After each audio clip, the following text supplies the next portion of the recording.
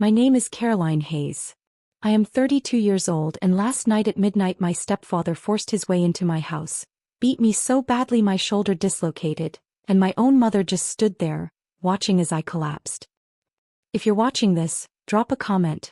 Hit like and subscribe, because what I'm about to tell you isn't just my story, it's the kind of betrayal that could break anyone. I grew up in a quiet part of Ohio, the kind of neighborhood where people still waved from their porches. My mother, Linda, was always the talk of the block, not because she was warm but because she was beautiful and vain. She thrived on attention. After my father left when I was 10, she remarried quickly. That man was Greg, my stepfather. The man who would one day destroy my sense of safety. Greg pretended to be charming. He worked construction, always bragging about the houses he built, but inside our home he tore everything down. He drank hard, lashed out harder. And Mom, she chose to look the other way. She wanted her comfort more than she wanted my safety. I have 2 siblings. My brother Ryan, older by 3 years, works as a car dealer now. He's slick with words, greedy with money, and he stopped calling me years ago unless he needed a loan. My younger sister, Emily, teaches kindergarten. She's the only one in my family who ever showed me real kindness. She used to sneak into my room at night when I was a teenager, sit on my bed and whisper, "I believe you." She was small, but her loyalty was bigger than all of them combined. But none of their flaws prepared me for what happened last night. It was a little past midnight when I heard the door slam open. At first I thought maybe I was dreaming, until heavy footsteps echoed through the hall. My stomach turned cold. Then I heard Mom's voice, soft but unmistakable. "Just let him in, Caroline," she said, as if she'd known all along. Greg's frame filled the doorway, shoulders broad, eyes wild from whatever bottle he had emptied that night. Before I could even process, he lunged. His fist met my face, and the impact sent me crashing against the floor. Pain surged, sharp and merciless, through my shoulder. I screamed, but it came out strangled. I knew instantly it was dislocated. I looked toward my mother, desperate, pleading with my eyes. She didn't move. She didn't even flinch. She just stood there, her arms crossed, her lips pursed like I was some inconvenience she had to endure. My mind blurred between rage and disbelief. Every strike felt like the echo of all the years she'd chosen him over me. Every second I thought I'd black out, but the betrayal of her silence burned hotter than the pain in my bones. I dragged myself toward the kitchen, gasping, my shoulder useless, my vision dizzy. Greg followed. His heavy boots pounded closer and closer until I realized he wasn't just here to hurt me. He wanted something more. And that's when I saw what he had in his hand. His fist wasn't the only weapon that night. When I blinked through the blur of pain, I saw a glint of steel in Greg's hand. A wrench, thick and heavy, the kind he probably grabbed straight from his truck. My chest tightened, not just from fear but from the cruel realization. This wasn't a drunken outburst. He came prepared. "Greg, stop!" I shouted, though my voice cracked, weak from the shock. My useless arm dangled at my side, every movement sending lightning bolts through my shoulder. I stumbled backward, bracing myself against the counter. But what cut deeper than his presence was the silence from my mother. She didn't gasp. She didn't run. She just leaned against the wall like a bystander at a show. Her blue silk robe shimmered under the kitchen light, and for a split second, I hated how calm she looked. "Linda," I begged her, because calling her mom felt like a lie. "Please, help me." Her eyes flicked to Greg, then back to me. Detached. "You shouldn't have provoked him," she said, voice flat, as if she were explaining a broken vase instead of watching her daughter bleed. I wanted to scream louder, but fear pressed its hands around my throat. This wasn't just about violence. It was about betrayal layered through years of silence, through every time she told me to respect her husband, through every night she chose him over me. My mind flashed back to when I was 15. Greg had thrown a beer bottle that smashed against the wall inches from my head. I ran to my mother, crying. She'd grabbed me by the wrist and hissed, "Don't make him angry. You know how hard he works for us." That was the night I stopped trusting her. But some part of me, some foolish, fragile part, still believed she'd protect me if things ever went too far. Last night proved me wrong. Greg raised the wrench, his face twisted with fury. "You always thought you were better than me, huh?" he growled. "Miss College Girl. Miss Independent." His spit hit my cheek as he leaned closer. "Well, let's see how strong you are now." Thought it was over. But then Emily's voice rang out trembling from the doorway. "Stop it, Greg." My heart surged. My sister, she was there. She must have heard the chaos and rushed in, her small frame shaking, eyes wide. She didn't care about her own safety. She just saw me crumpled, broken, and still came. That moment reminded me, not everyone in my family had turned their back. Greg froze, turning toward her with a sneer. "What's this? Another little brat ready to get put in her place?" I could see it in his stance. He was shifting his rage toward Emily. And in that second, with blood running from my lip and my body barely holding together, I realized, if I didn't act, she'd be next. So I forced myself up, ignoring the scream of my shoulder, and reached for the one thing within arm's length, the butcher knife on the counter.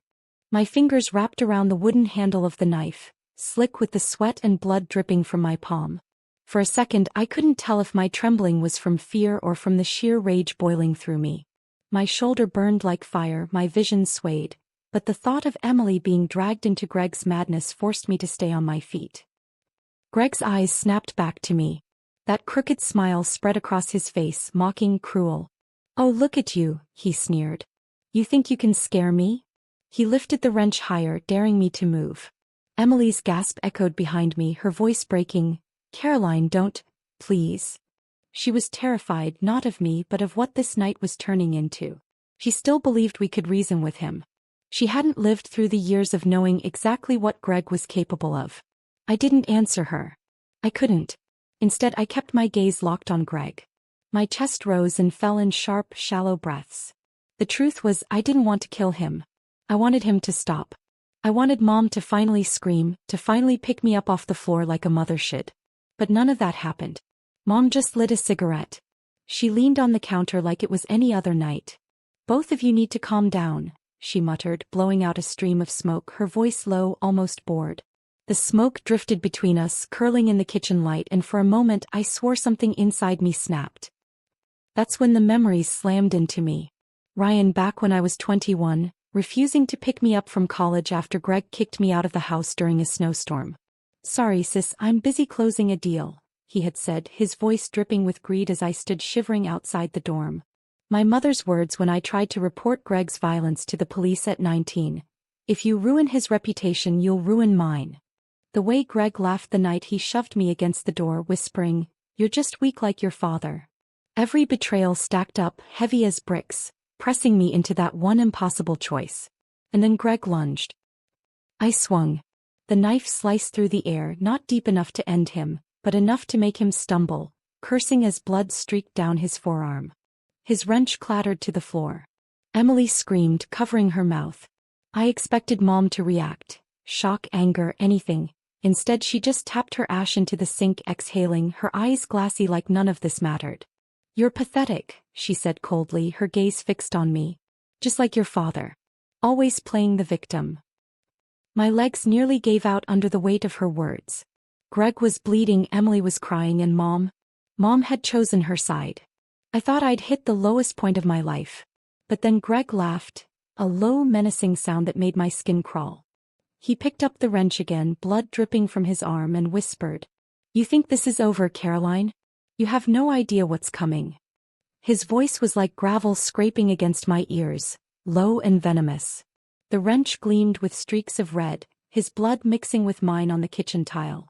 Emily clung to the doorframe, frozen, her little hands trembling as though she were a child again, too small to fight back. Greg's laugh echoed in my chest, and every part of me wanted to collapse. My shoulder throbbed, my knees shook, my stomach churned. But then his words, "You have no idea what's coming, ignited something different inside me. It wasn't just fear anymore. It was fury. I straightened, the knife still tight in my grip. My whole body trembled, but this time it wasn't from weakness. It was from the raw, dangerous fire clawing its way out of me. "Stay back," I warned, my voice sharp, steady for the first time that night. He smirked, shaking his head. "You don't have the guts. You never did." And in that instant I saw it, his arrogance. He thought I'd always bend, always cower just like Mom did. He didn't believe for one second I was capable of standing my ground. That belief was his weakness. Emily's voice cracked through the tension. "Caroline, please, we can call the cops. Don't do this, please." The cops. I almost laughed at the thought. I had tried before. I remembered sitting in that police station at 19, clutching a bruise on my jaw while my mother glared beside me. I remembered the officer's eyes, half interested, scribbling notes that went nowhere. I remembered Mom's hiss in the car afterward. Asterisk, if you ever embarrass me like that again, I'll make sure you regret it. The cops weren't going to save me. Not this time.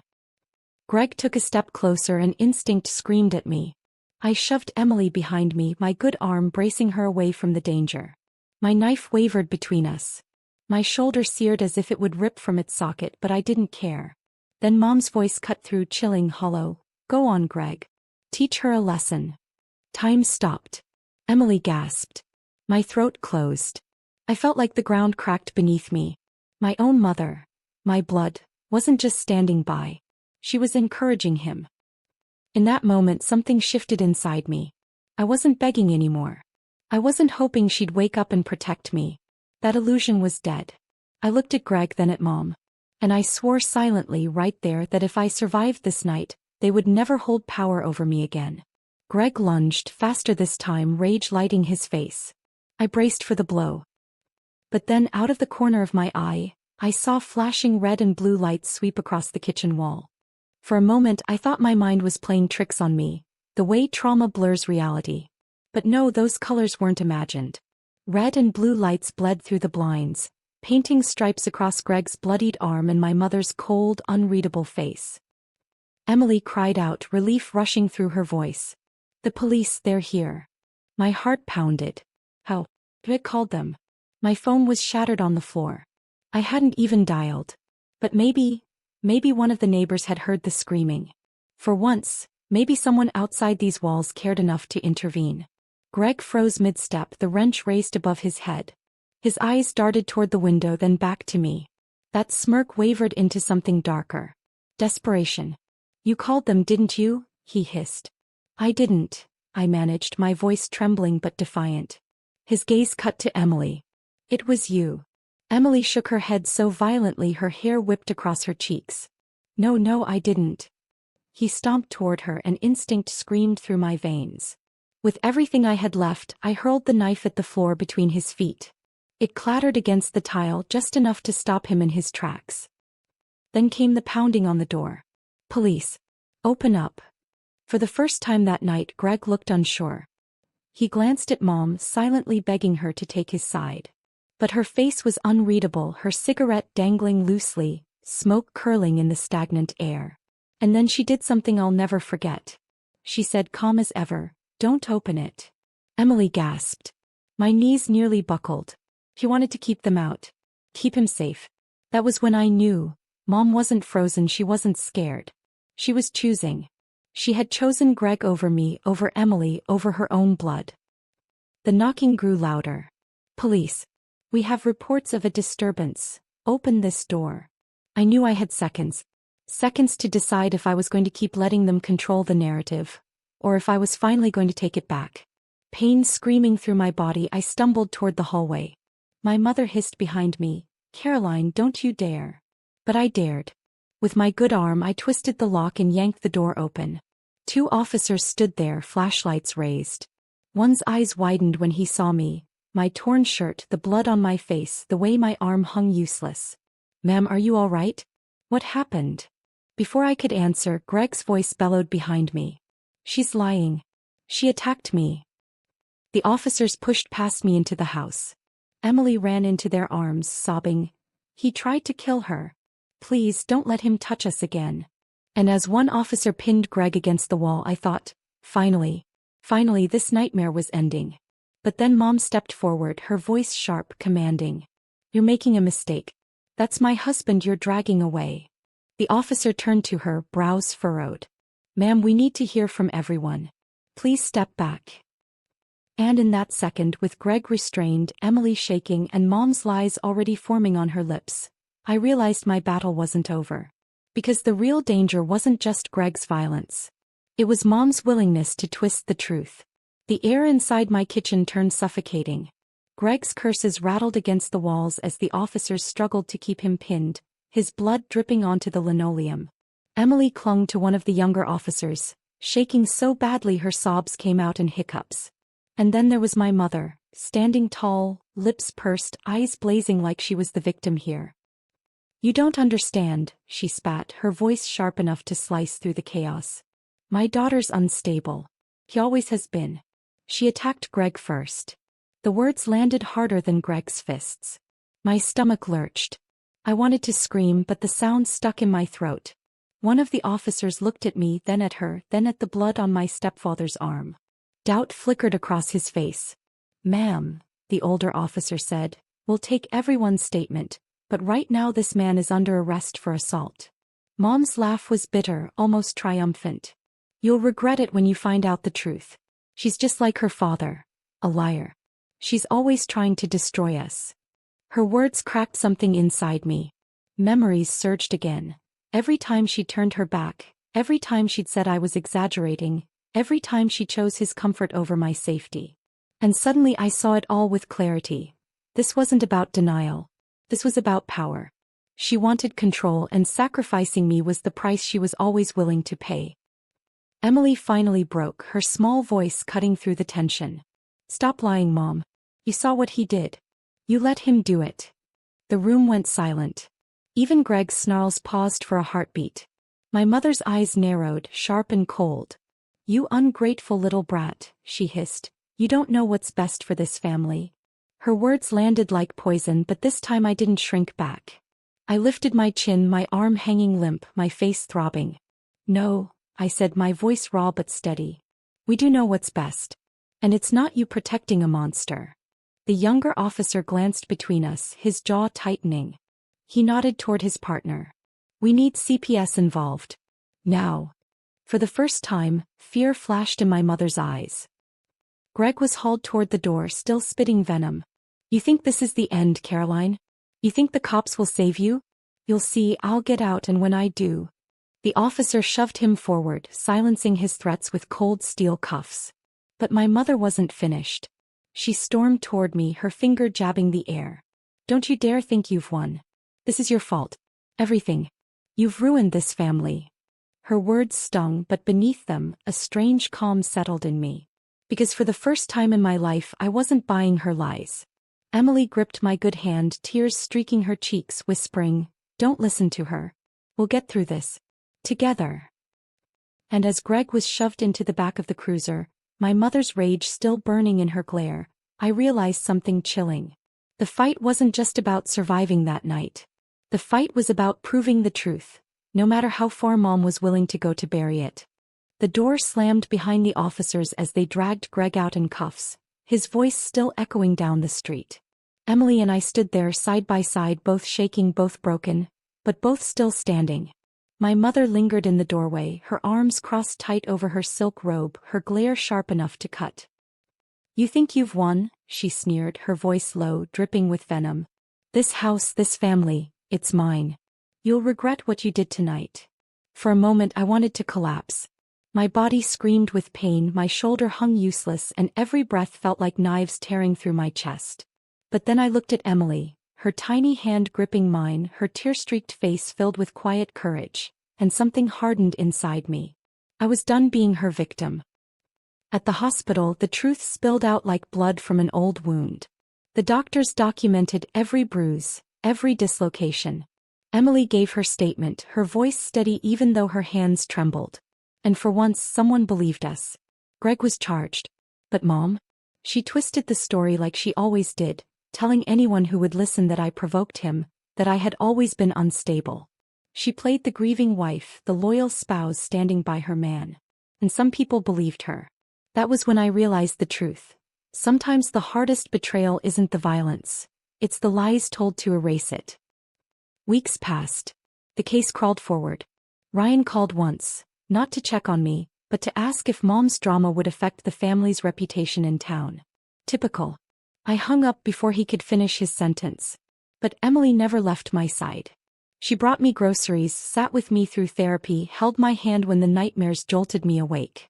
She whispered, "You're not alone anymore," and I believed her. For the first time in years, I truly believed her.